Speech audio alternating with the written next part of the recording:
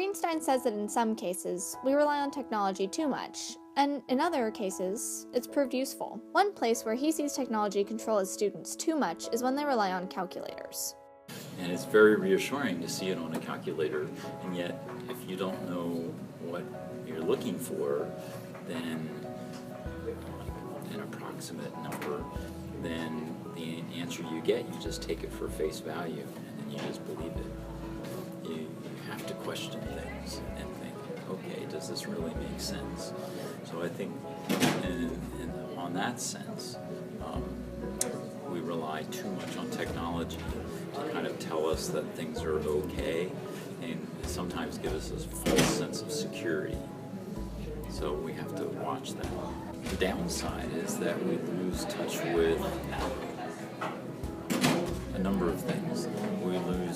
A lot of people have lost touch with just interpersonal transactions, which is what, if you just look at our evolution, we haven't had this technology most of the time we've existed. Now it's just we're more in control of who we talk to and when we can talk to, and with this technology we have more options of where, when, and where we can, because I don't have to call you, I can just text you, you don't have to respond immediately, you can respond tomorrow. And in the end of the day, if you want to keep the communication, you'll keep the communication. It's not really the technology.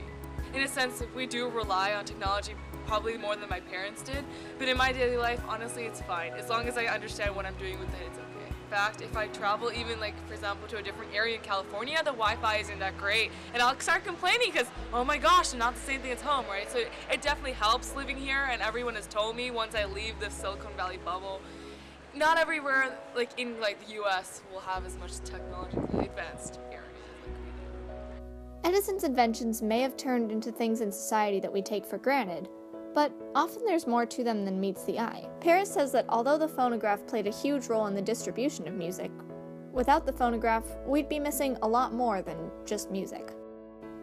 Well, without the phonograph, you wouldn't be able to emit any, read any sort of waves, which would be probably an issue not only for the music industry, but probably measuring almost every measuring device.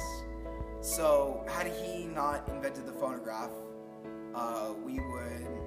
not only would you not be interviewing me right now, but there would be no place to put this interview on, and there'd be nothing to watch this interview on, and there'd be no magazine for you to print this on, because nothing would be able to read waves.